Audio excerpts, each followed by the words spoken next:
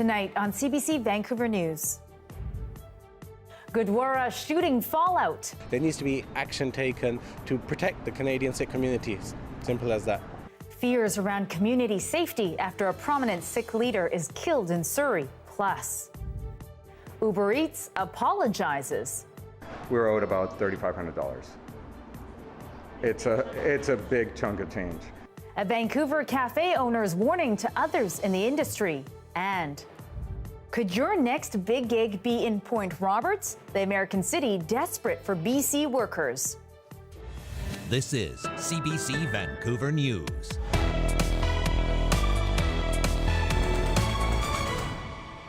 Good evening. Thanks for joining us. Anita is away tonight. I'm Lien Yeung.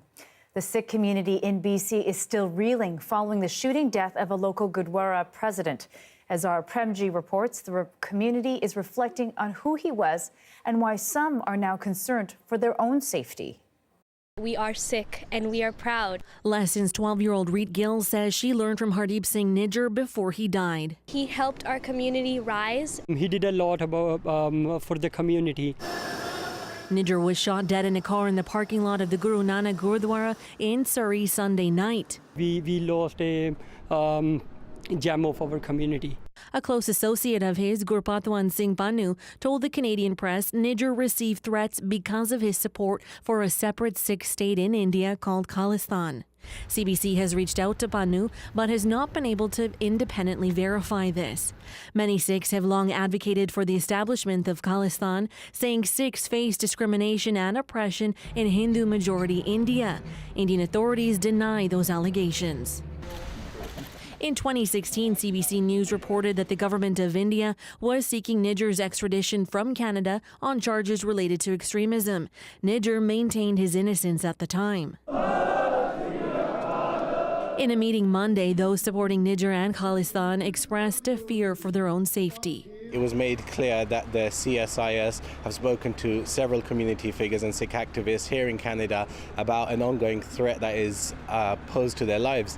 So the nervousness comes with that. CBC reached out to the Canadian Security Intelligence Service, or CSIS. It said it can't publicly discuss its sources and methods and declined to answer questions about the killing, but confirmed the ongoing police investigation by the RCMP. We've lived in this country now for a century now. There needs to be action taken to protect the Canadian Sikh communities. Simple as that. And he fears if there isn't visible action from RCMP, we don't want to see any more Hardeep Singh Niger situations. The province says in a statement law enforcement has its full support and it will work to bring those responsible to justice. Zara Premji, CBC News, Surrey. For more on Hardeep Singh Niger's death and how it could relate to Niger's support of the Khalistan movement, we are joined now by Sadwinder Baines, the director of the South Asian Studies Institute at the University of the Fraser Valley. Hi, Sadwinder. Thanks for joining us. Thank you for having me. So my first question is, what do you make of the reaction, this huge reaction we've seen so far to Niger's murder? I'm not surprised. Certainly the incident has touched a raw nerve that is just always there, waiting to be exposed. And I'm really sorry and sad that this has happened and this type of violence that happens in our community right outside Gurdwara. But it seems that the community is responding to both the violence as well as the underlying issues that seem to come up when things like this happen in the Sikh community. And it's just a time where people need some resolution, need to have some discussion and dialogue, because hopefully this is something that will bring us together and not divide us further. For sure. And when you say there's this raw nerve, can you explain that a little bit? What are the tensions that we're seeing here?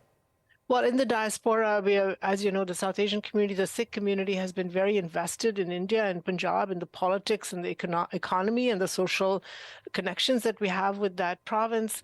And the diaspora continues to be engaged in the idea of a separatist movement, both in the diaspora as well as in India. So It's not surprising that people have come forward after they heard that he may have been targeted, although all these are allegations at this time because of his affiliation to the movement. He has done nothing illegal, as far as I know, that would warrant such a form of violence. But because we don't know yet, it's hard to really put your pulse on things and say this is what's happening. But it seems to appear that the community is really reeling from the effect, perhaps, that they've already conjectured this is part of a violent act by the nation state. And can you place this along this timeline? We know that the history of Khalistan has been decades in the making. So can you place this event in the history of what we've seen so far? It's an ongoing history, I would say, after independence and then the emergency in 76 and then 1984. It's a continuum in that trajectory of what's been the discussion around Khalistan, a free state, a free nation within India. So it's nothing new per se to the diaspora or to Indian politics or Canadian politics, but being played out on foreign land instead of in the homeland that people are fighting for, it does create some sort of, tension in terms of your affiliations to what is the politics of your province.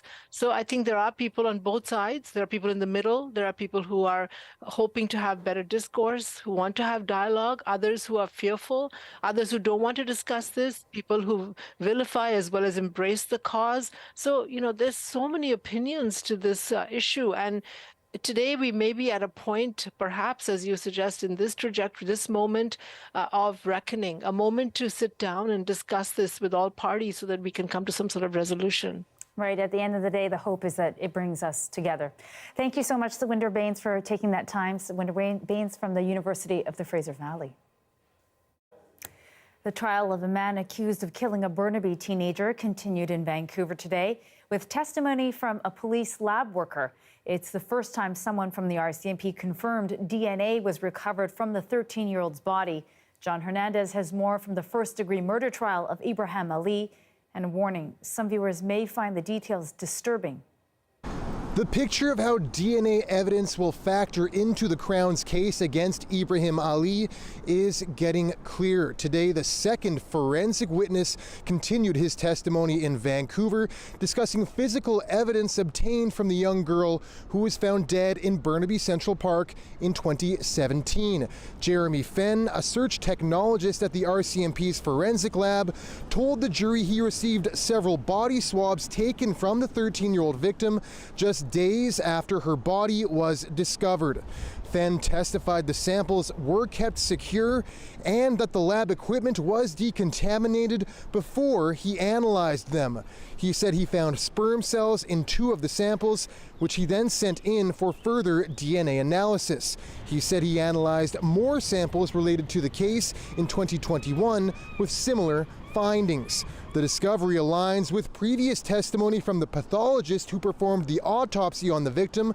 Crown prosecutors say the 13-year-old girl was walking through the park 6 years ago when she was attacked and dragged into the woods before she was sexually assaulted and strangled to death. Ali is charged with first-degree murder. He has pled not guilty. A sample of Ali's DNA was also sent to that police lab. The jury has yet to hear how police actually came into possession of Ali's DNA and if it was a match. Crown prosecutors say they intend to show DNA evidence that will connect Ali to the crime scene. The defense will have its first chance to cross-examine a DNA witness tomorrow. John Hernandez, CBC News, Vancouver. A Vancouver cafe owner is warning other restaurants to check their contracts with Uber Eats after he says his delivery fees jumped 10% without warning. Uber Eats tells CBC they are complying with BC law, but as Michelle Gassoub reports, the cafe is left hungry for answers. It was thanks to a missed sandwich order on an Uber Eats bill that Sergio Salamonovitz noticed something was off. He logged into his account and discovered delivery fees had spiked, seemingly overnight. That the commission that we had been charged prior was 19%, and now we were being charged 29%, which obviously sounded the alarm bells. At the height of the pandemic, BC capped what delivery apps could legally charge at 20%, a move they made permanent at the end of last year. When Salomonovitz contacted Uber for help, they wrote back that the marketplace fee cap has been removed since February 2023 and that he couldn't escalate his complaint any further. We're owed about $3,500. It's a big chunk of change. After CBC asked Uber about the case, Uber Eats apologized to Salomonovitz, but pointed out it is allowed to charge restaurants more than 20% for premium services. It said it emailed restaurants in January, notifying them they'd have to opt out of increased fees or they'd automatically revert to their pricier pre-pandemic plans. But Salomonovitz says he never received an email from Uber. And there was no communication from them that they were changing the percentage. If they had sent something, maybe I would have picked it up, but there was no communication. Salomonovitz is now warning others to double-check what they're paying and says many small businesses may assume they're protected from fee hikes. Please check. Please look at your statements. They send them to us every week. Go into the dashboard. See what percentage you're paying. The cafe has since canceled its Uber account and hopes more customers will choose to shop in-store. Michelle Gassoub, CBC News, Vancouver. The debate over policing in Surrey continues. Yesterday, the city sent its report on the future of policing to the province, along with a so-called non-disclosure agreement. And last week, council held a closed-door meeting. Now, experts are warning that the secrecy surrounding the process may be hurting public opinion. The public is already, I think, struggling to keep up with the latest dramatic events. And it really has become quite a melodrama. And unlike partisan politics, which are kind of driven along kind of ideological lines, this one seems to have become kind of more personal in terms of the allegations and about character and integrity and those kinds of things. And I think that's just dismaying for the public. And staying in Surrey, it raised the pride flag at City Hall for the very first time today. The city says the flag is a reminder to work together in creating equality and inclusion. Officials are also lighting up the Civic Plaza in rainbow colors till the end of the month. Mayor Brenda Locke says the flag sends a clear message that all are welcome in Surrey. The flag was raised ahead of the city's annual Pride Festival this weekend. And people living in the Fraser Valley can expect new funding to help the community to prevent flood damage. The province is earmarking $20 million to support flood resiliency projects. The fund will be accessible to farming associations, First Nations, and local governments to lead projects that improve flood mitigation. Some of the projects included in today's announcement are culvert improvements, embankment stabilization, and crop diversification. The 2021 Sumas Prairie flood is estimated to be the most expensive natural disaster in BC history. There is still a lot of important work that needs to be done to ensure that our farmers, growers, and producers are protected against future floods and disasters, and that our provincial food security system stays strong and secure, which is why we are grateful to the province of BC for this critical $20 million investment in increasing agricultural food resiliency across our community. The city of Abbotsford is hosting public information sessions this week to update residents on their long-term strategy. The number of active wildfires in BC is shrinking. On Monday, there were 80 wildfires burning. Today, that number has dropped to 61. There are 2 wildfires of note, and both are in the Prince George Fire Centre. The West Kisketana River wildfire has grown to 25,000 hectares in size, and the Donny Creek wildfire, which is the largest wildfire in BC's recorded history, burning across more than 533,000 hectares of land. As of Monday, more than 871,000 hectares have burned in BC already this year. Meanwhile, Environment Canada is warning there could be more extreme weather this summer because higher than normal temperatures are expected until at least the end of August. The weather agency released its seasonal outlook today, saying the above normal temperatures started the fire season early and the lack of precipitation fueled it. Meteorologists say climate models indicate Canada is warming at roughly double the global rate, especially in the north. Were heat waves in BC and Alberta in May, based on the standard definitions of these things. And yes, we're working on this, but yes, we expect that, preliminary results indicate that human-induced climate change increase the risk of these heat waves.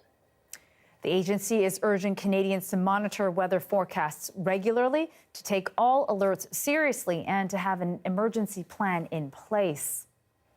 And meteorologist Johanna Wagstaff joins us now. So, Joe, you have been among the many voices warning us about the changes in our climate for a long time, and it's kind of terrifying to hear that data, you know, that we are warming twice the global rate.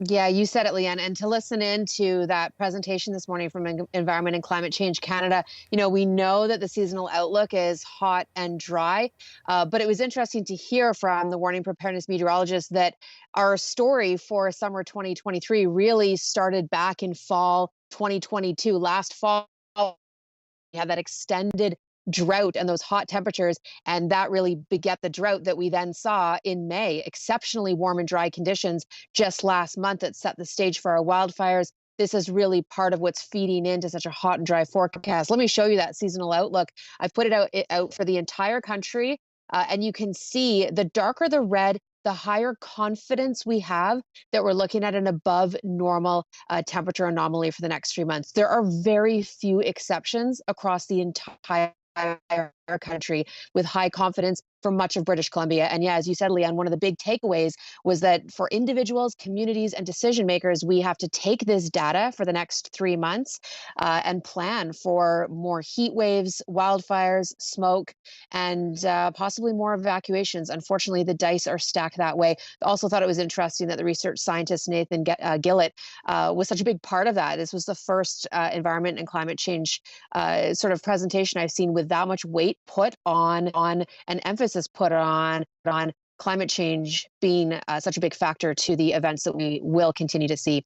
Okay, just have to show you the swirling low that has helped drop our fire danger across the province, Lien. It's also what's brought us a bit of January, but that is coming to an end. More details coming up, Lien. Ooh, mysterious. January, not so bad. Okay, we'll talk in a little bit. Thanks, Joe. You're welcome. On Vancouver Island, there was an unlikely matchup in Sook with an even more unlikely winner. Have a look. So that pig is named Barbecue, and he's standing face to face with a bear that had broken into the animal pen. But Barbecue stood her ground and charged back at the bear, forcing it to turn back. Barbecue's owner said it looked like she was protecting the other animals that were huddled against the fence line. Very much surprised me. We have a goat named Gus, and she's terrified of the goat, which is probably 1/10 of the size of the bear. So it definitely shocked me that she took the bear on. The bear stayed in the animal pen for about 30 minutes before finally leaving. Fortunately, none of the other animals, like Gus, were injured, and Barbecue is being rewarded with plenty of belly rubs. Well deserved. It's a big birthday for BC Place today. The landmark turns 40 years young. Here's a look at footage from when it first opened.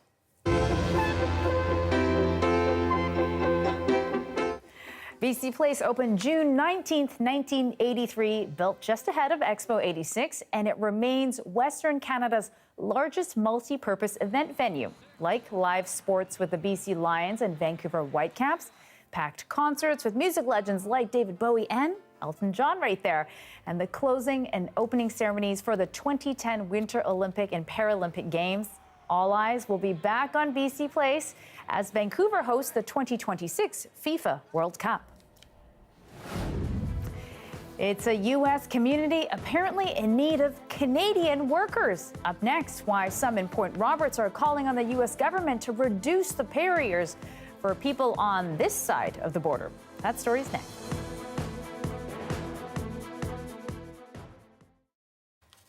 And thanks for watching our commercial-free live stream. On Vancouver Island, a popular annual tradition is the car show in Qualicum Beach, which took place this past weekend. It's about flashy cars, but at the heart of it is tens of thousands of dollars raised for local charities. Take a look. They all do it for the love. They love to show their cars, and they support us by coming out. How much better can it get? Most of the guys that have these cars are fathers, but they're gray-haired fathers, meaning grandfathers, and this is part of our youth. And everybody that has a car here, there's some cars that are absolutely ugly, But when you look at them and you see the workmanship and the artistry and the love that goes into them, there's nothing ugly here. They're all beautiful. It's connection, nostalgic connection to the youth of the people that own the cars. And we're very proud of what we do, and we love showing the cars. We are a registered charity. We do this to raise money for the local charities.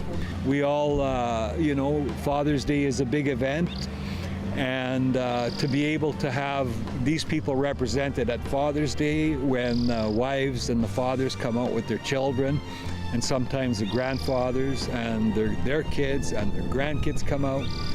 It's just a wonderful thing. It just makes all the people want to come out and see the cars. These local charities do need our assistance. So everything we do has a view to how can we help the local communities. And we're very proud of what we do, and we love showing the cars, and we love bringing it to the community. I think it's an awesome thing we do.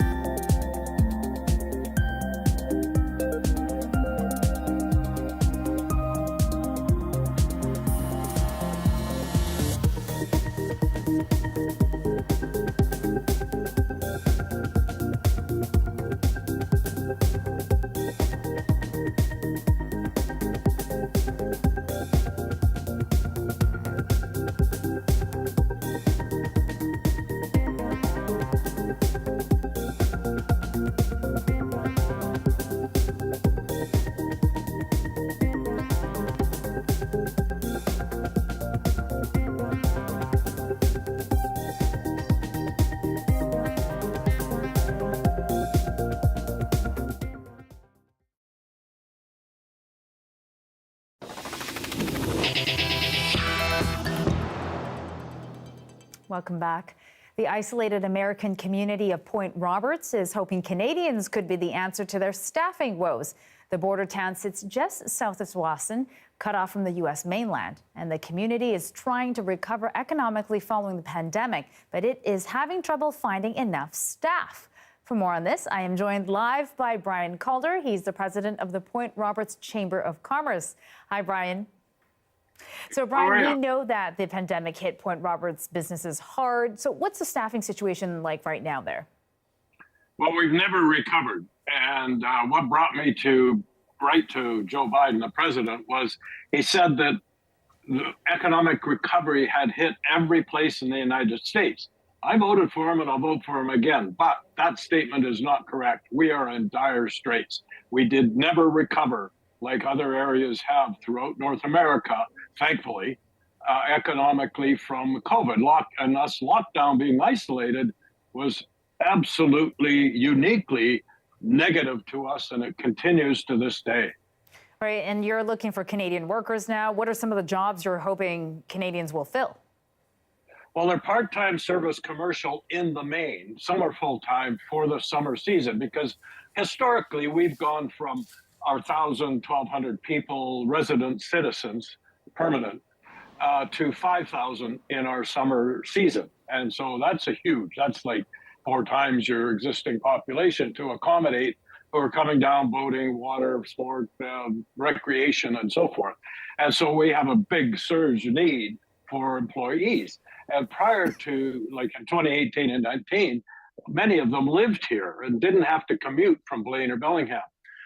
That stopped because of the lockdown. They had to find work. There was no work here, so they moved over to what we call the mainland USA, Bellingham, Blaine, Ferndale, Linden. and they stayed there, and they're staying there now. So now that we have had from 0 to 50% of where we should be, but even so, with 50%, we could use 60 people today. If we get our crowd back like we would normally get and go from 70,000 a month to 140,000 a month where we should be, we'll need 200 people. And we don't have them, and we're not getting them. And this action was done many years ago, prior to 9/11. When Homeland Security was created, they terminated it arbitrarily, no consultation, and we didn't feel it immediately. So, because we had enough employees and enough people living here. Now we really feel it. And it worked fine before. It was straightforward, simple. There were no hiccups at the border or miscreants coming in. It worked great. So bring it back.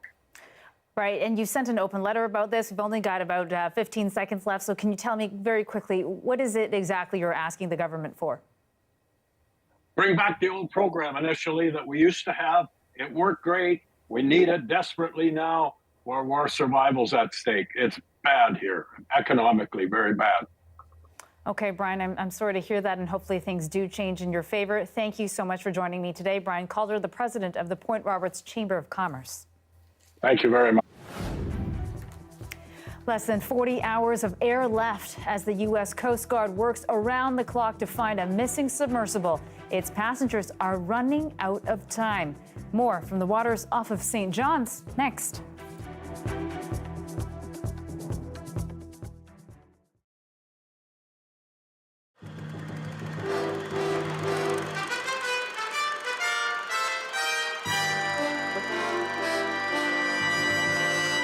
How far away have you had to park?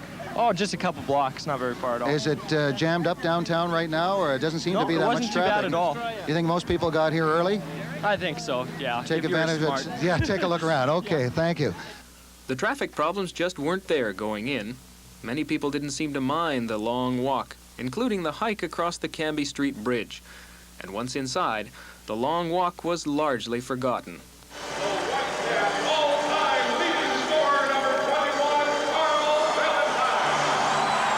It was the walk coming out that caused the only real snarl-ups last night.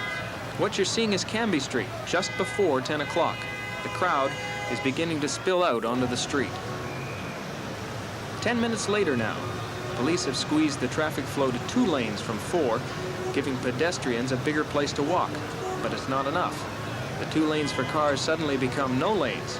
Traffic halts, and the human flood rolls on. But here's a look 15 minutes later. It's 10:30 now. The pedestrians are gone, and so are most of the cars. Not a huge problem for a first test, but Vancouver police don't like to be caught with a situation they can't control. So this morning they met with the city engineers department, and they have some recommendations for council. That's right. The bridge will be closed off for, we hope, not more than 20 minutes, not much more than 20 minutes. You think the bridge closure is probably the solution for that kind of a crowd? Well, we feel if we don't close it off, that it'll be closed off anyway. They'll just flood it and close it off on us. We'd rather have an organized closure than what we had last night.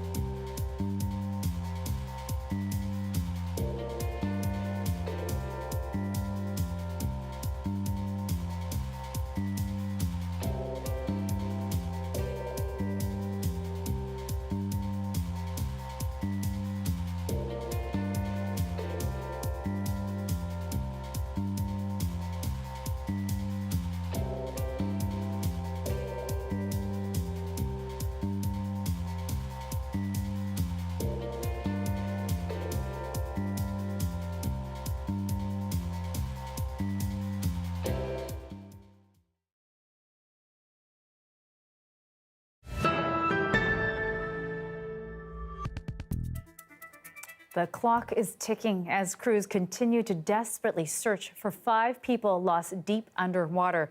Their submersible is somewhere 600 kilometers off the coast of Newfoundland. On board are a British adventurer, a French explorer, a prominent investor and his teenage son, and the CEO of the tour company they have all entrusted their lives to. Kayla Hounsell has more. These are the last known images of Titan, taken as it was launching Sunday morning, now lost in the North Atlantic with 5 people on board.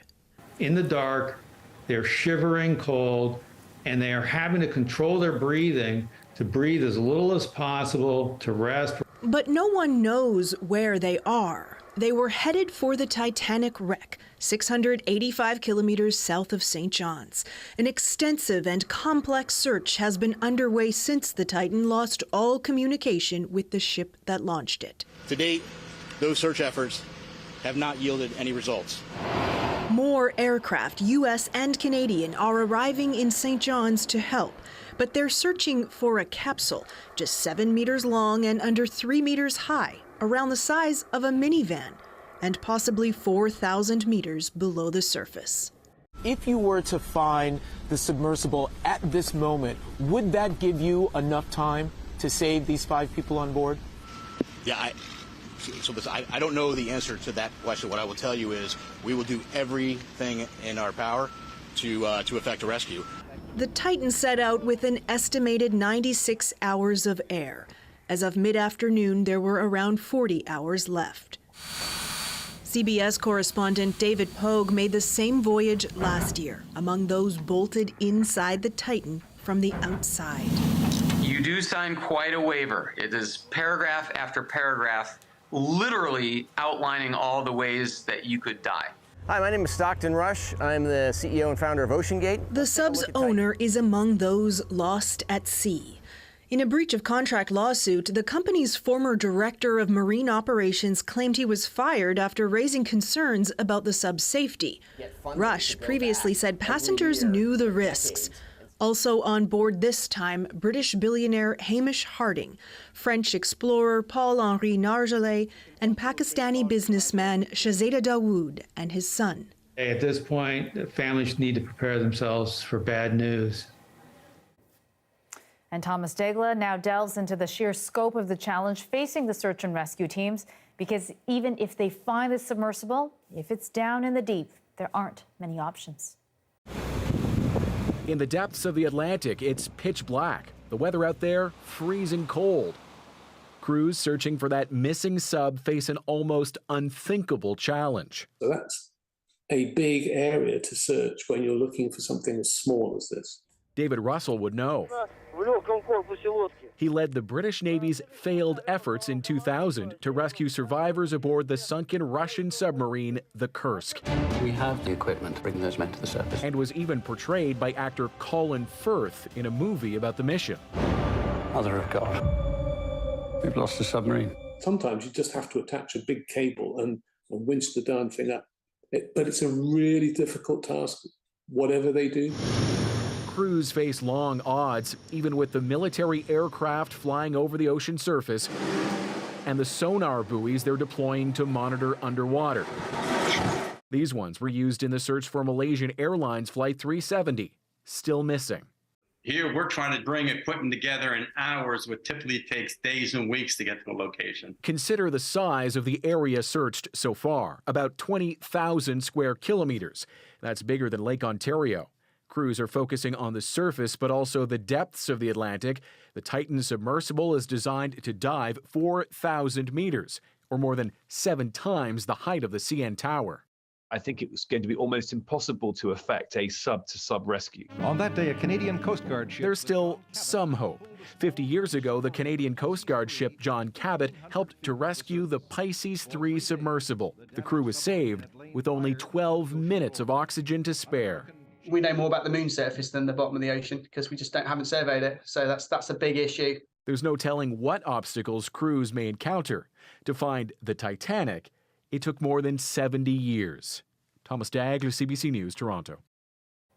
The Prime Minister offered his condolences to Canadian Armed Forces members killed in a helicopter accident. It happened last night in eastern Ontario. As Kate McKenna tells us, the accident is believed to have taken place during a training exercise. Crews are combing the Ottawa River, and the community is waiting for an update. Officials say there were 4 people on board the downed Chinook, and today the Prime Minister confirmed that there have been fatalities. I was happy to speak with the Chief of Defence Staff last night to express my condolences for the families and colleagues of the members who've been killed. The fact is there will be a thorough investigation. There will be answers to give, but right now we're focusing on notification of families and support. Earlier today, authorities said 2 crew members were taken to hospital and are expected to survive. A major search is underway for signs of the other 2 officially declared missing. Griffin and Hercules aircraft are deployed. The Ontario Provincial Police and local fire departments also sent help. The Department of National Defence says the Chinook was doing a training exercise just after midnight. The crash happened in the Ottawa River, not far from where the helicopter took off. Aircraft operating at that time of night is doing training on night vision goggles. It's training for the missions that the Chinook is prepared for, whether that's transport of combat troops like in Afghanistan or the medevac role that it did in Mali. They would be doing any one of a number of things, navigation training, hover training, or sling load training. Any one of those things could have been done as it was working at that time of night. The loss and uncertainty are being felt throughout the small town of 17,000 people.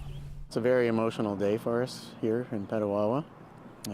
First and foremost, our thoughts go out to the crew members of the helicopter, their families, all of the members of 450 Squadron, and all of the members here on Garrison Petawawa. That impact is sure to be felt in the days and weeks ahead. Kate McKenna, CBC News, Petawawa, Ontario. The son of U.S. President Joe Biden, Hunter Biden, has been charged with failing to pay income taxes and illegally possessing a firearm. Hunter Biden agreed to a plea deal that could end more than 5 years of investigations that have dogged the Biden family. As Ithil Musa explains, a judge still has to sign off on the deal to make it official. U.S. President Joe Biden's son Hunter has reached a deal with federal U.S. prosecutors. He will plead guilty to 2 tax misdemeanors and avoid prosecution on a separate gun charge. The agreement will also likely spare him time behind bars.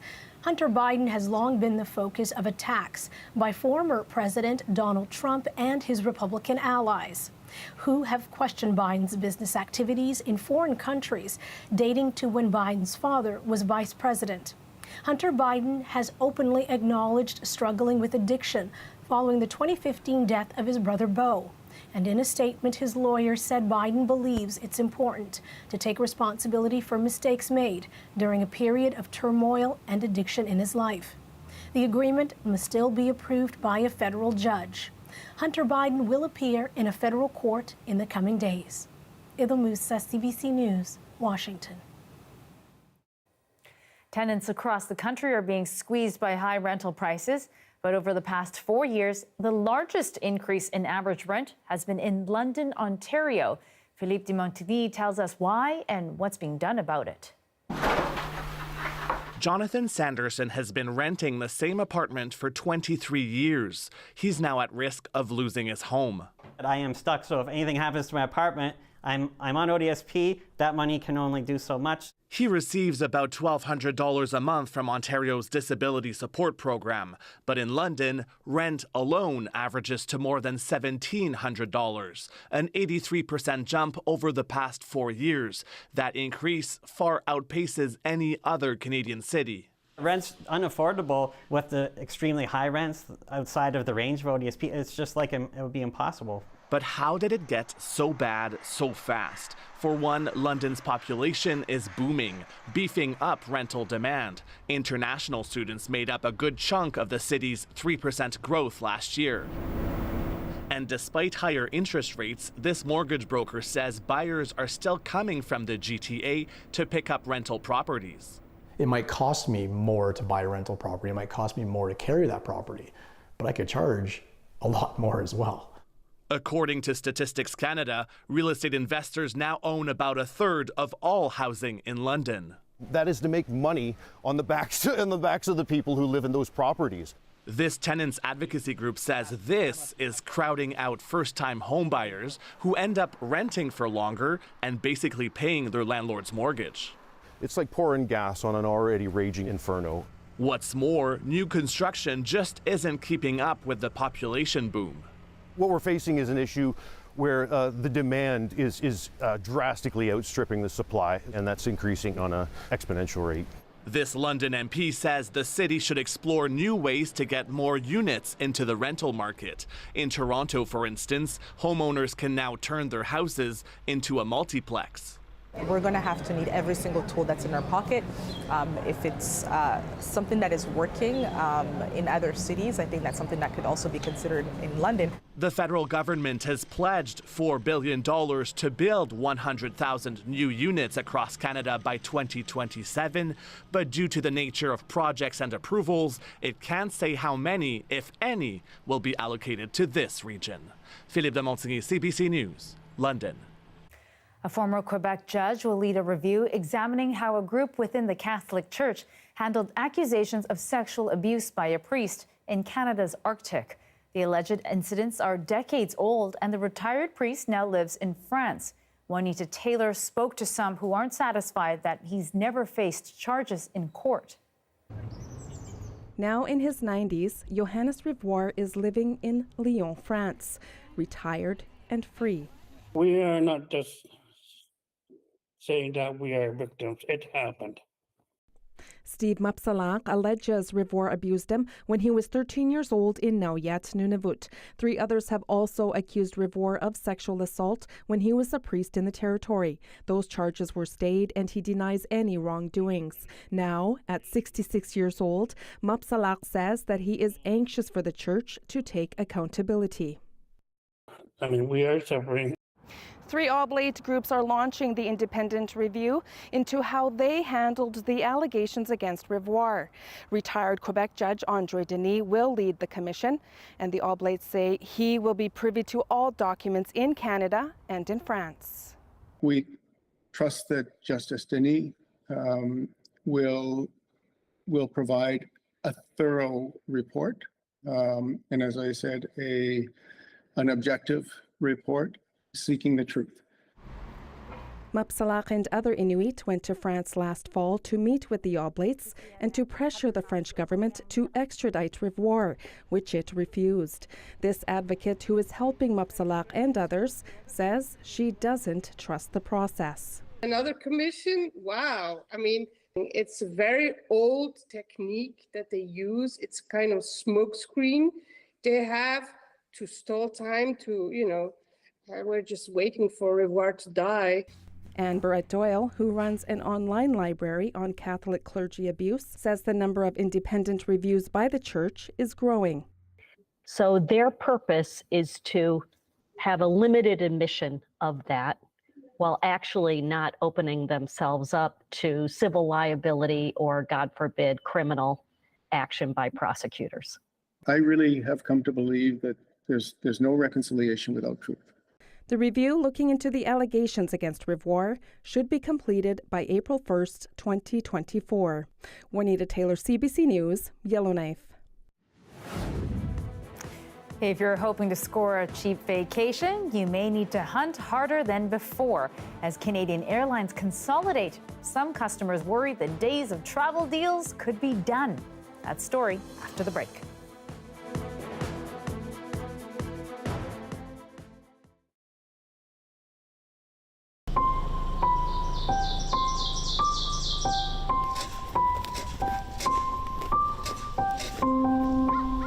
So Nancy is a case of neglect. And Nancy's story is a difficult one, knowing it, because she was born on a farm, suffered a broken leg that was never treated, and the bottom part of that leg fell off. So it's a miracle that she's even alive, right, with no care, no antibiotics, nothing. And she had been walking on that stump for 3 years.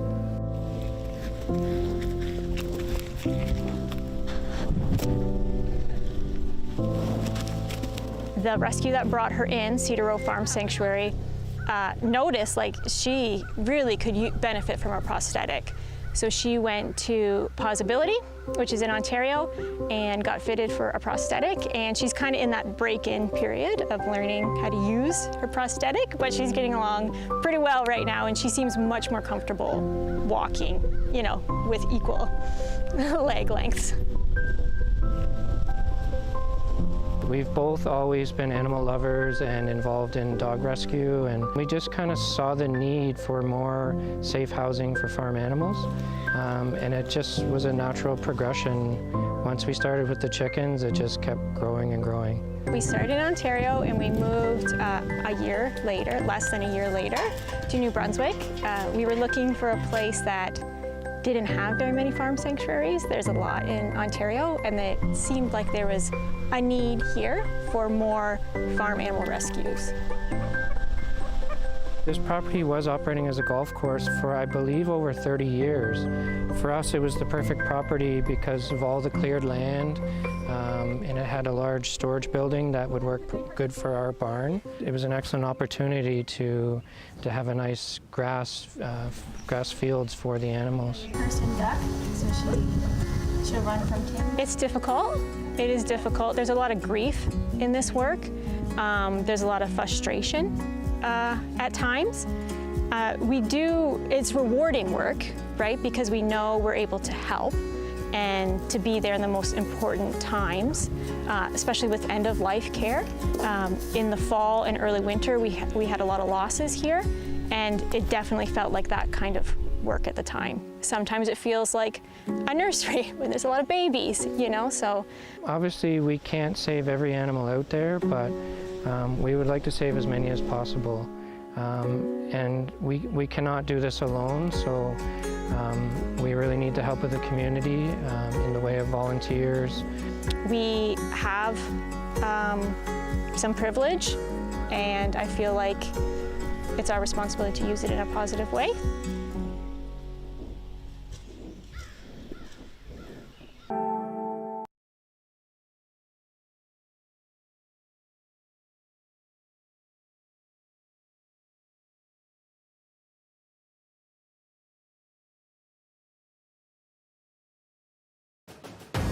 We're sharing really important information with the public, and I feel like this is exactly what our job is, especially as the public broadcaster, especially in morning radio. That's incredibly important.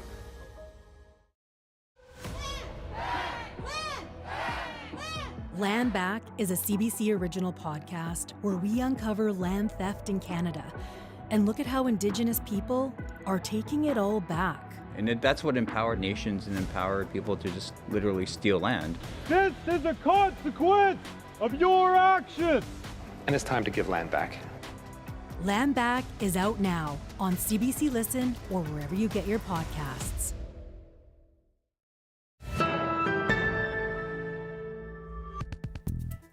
WestJet's purchase of its discount rival Sunwing has more than a few people saying get ready to pay more.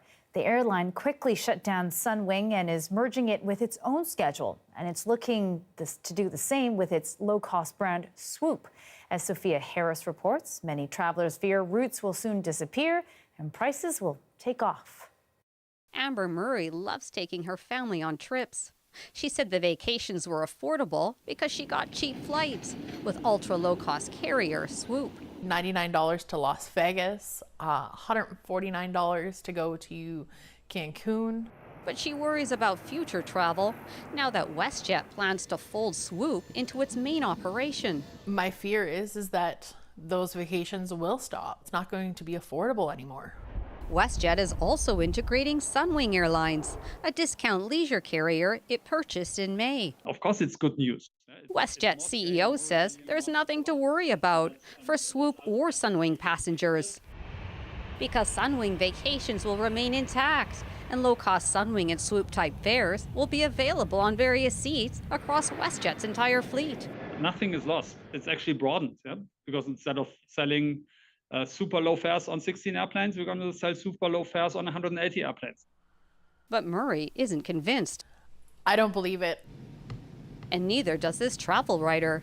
He says WestJet may provide Sunwing and Swoop passengers with more reliable service, but reduced competition generally means higher prices. Given that all three will be consolidated over a period of time within the WestJet family, there really is no incentive for WestJet to scrap hard and bring low prices to their consumer base. I think it's going away. CBC News tried to nail down a price guarantee from WestJet. Are you saying that the same competitive fares we see now with Swoop, that will be continued? In the end, the market makes the prices, but it has always been our ambition and remains our ambition to offer very competitive fares.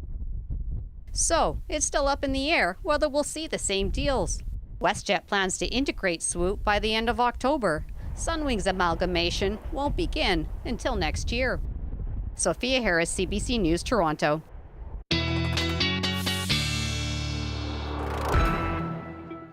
Meteorologist Johanna Wagstaff is back. So, Joe, earlier you promised that January would be over soon. What do you have for us? Yeah, we are literally seeing the very end of what was really just a taste of wintry weather. And I am using the word wintry because of that wet snow up in the mountain passes. Lien, tomorrow is the official start to summer. The summer solstice kicks in tomorrow morning. It will be our longest day of the year. And right on cue, high pressure is starting to build across the south coast, for better or for worse. Let me show you the big picture right now on the satellite. What's left of our swirling cold low that has kept temperatures down for the past week across the province. It's been great news as far as lowering fire danger, bringing some good precip. We're going to see a couple more days of precipitation across much of the province. So here's an accumulated rainfall through to Friday, and you can see those darker greens. That's sort of the 10 to 20 millimeter mark, getting some good rain in the interior, more up towards the northeast. Sure could use some more across the island. But that's pretty much it for our swirling low. Starting tomorrow afternoon, us on the south coast will start to notice that warm up. Today, we only hit the mid-teens here in Metro Vancouver. As we head into Wednesday, look at that 20 for Abbotsford. By the end of the week, more like the high 20s for Fraser Valley. And by the end of the weekend, we'll be hitting the 30s for the interior and feeling like the high 20s across Metro Vancouver. So the start of another long, hot, dry stretch is just around the corner. Enjoy that 16 in Williams Lake tomorrow. Risk of a thunderstorm around the Prince George area. Same, in fact, right through the spine of BC. Shuswap, Okanagan, all looking at a risk of a thunderstorm tomorrow afternoon as we sort of transition to this ridge of high pressure. Metro Vancouver, look for a stray shower tomorrow morning. This is the end of that swirling low. Seasonal temperatures by the afternoon, and then we'll really start to feel that switch flipped on Thursday when that high pressure builds in. So looking at those temperatures to slowly climb, really starting towards the end of the week. These are all YVR temperatures. So inland, we're talking high 20s. Notice those overnight lows starting to creep in. I know we've had some chilly nights as of late. We're marking the end of that really tomorrow night. And starting to see that warm up really kick in for the end of the weekend. So Lien, 23 usually transfers to like a 27 inland, and those 24s early next week, going to feel close to the 30s. So very different to the January taste we've been having. No kidding. It looks like the perfect start to summer, as long as the wildfires very summer-like hold off. Indeed. Yes, exactly. We get All right, we just lost Johanna, I think. Oh, is she there? There we go. All right, I was just thanks, getting Johanna. so excited about, mimosas. Bye. It's one of the best shows on planet Earth, but a Canadian photographer says she's noticed some changes to northern lights across the night sky. We'll tell you everything next.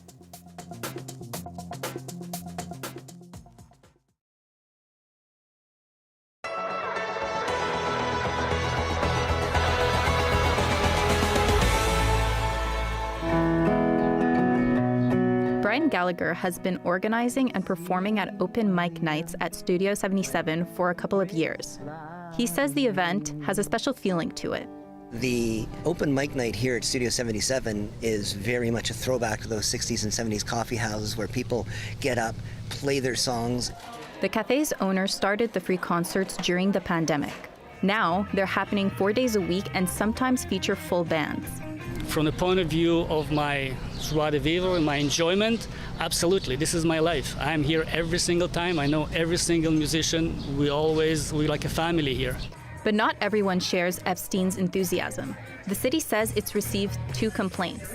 One of those came from Alain Dubuc. He lives and works across the street from Studio 77. You get to a point where you say, okay, that's it, that's enough. I can't stand it anymore. Dubuc says all he wants is for them to turn down the volume. But the local mayor supports the cafe too. He says they didn't find a problem with noise levels and are still looking into whether the concerts break any other bylaws. We're not even clear that there are laws being broken, and if they're not clearly being broken, continue until we find laws that are being broken. Epstein says this week's concerts will go on as planned. He hopes the city will give him a clear idea if he can continue with the concerts before the end of the month, or he'll just move the music inside. Sarah Aldaba, CBC News, Point Claire.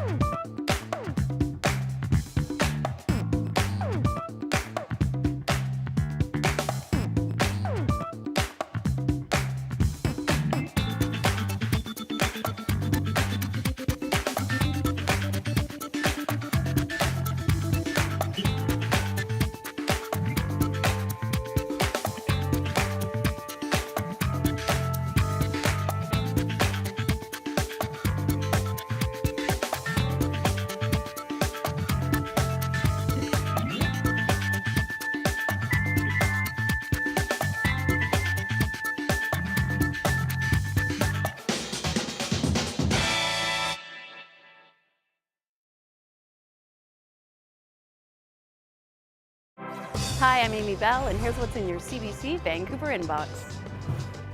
CBC Vancouver is the premier media partner of the 2023 Surrey Fusion Festival, July 22nd and 23rd. Visit the festive cultural pavilions, enjoy free live music and family activities. And the 13th annual Indian Summer Festival takes place July 6th to the 16th. The festival's powerful 10-event lineup speaks to the theme of interdependence. Tickets at indiansummerfest.ca. Saskatchewan is known as the land of the living skies. That slogan often conjures up images of vivid sunrises or towering storm clouds. But as Kendall Latimer reports, there's a photographer who waits until the sun goes down and captures the skies coming to life at night. There's just something magical about the night sky. Janine Halawachuk spends hours in her car chasing and waiting for the northern lights and other wonders of the night sky. Every time I can watch a huge storm exploding, I just can't even believe it. And I just could be in the middle of nowhere all by myself, just screaming, all excited at the sky. Halawachuk says Saskatchewan is the perfect place to capture the lights because we can even see them in the summertime. It's really special, actually, because it's a very small section of the world that can see the northern lights in the summer. The photographer has watched the sky for years, and she's noticed some concerning changes. When I first started photography, I would see, a couple satellites in my photos throughout the night. Now, 8 years later, I'll see at least a dozen satellites in 1 6-second exposure. Halawachuk says the night sky deserves protection. Astronomer Samantha Lawler is also calling for action. There's so much traditional knowledge from cultures around the world that's wrapped up in watching the constellation. And suddenly there's this human-made influence that's changing the way that looks for everybody in the world. She says if companies follow through on their launch plans, it won't be long before there are more than 10 times as many satellites in orbit. And Saskatchewan would be a place where the satellite traffic is most visible. So at the worst, when you look up at the sky, you could see 1 out of 15 points that you can see with your eyes are actually moving, right? So that's really horrifying to me. That's where we're headed if satellite companies don't make it more of a priority to make their satellites fainter and to use fewer of them. Lawler says incentives and regulations are needed, but she also wants people to push for change. Through her photography, Holowachuk has been raising awareness about what's at stake. She's also encouraging people to appreciate the sky now before it becomes more crowded. Kendall Latimer, CBC News, Hudson Bay. Just some stunning imagery there. All right, that's it for us this evening. Thank you for watching CBC News at 6. And a reminder to watch us on CBC Gem. Dan Burt will be here at 11 p.m. We'll see you soon. Have a good week.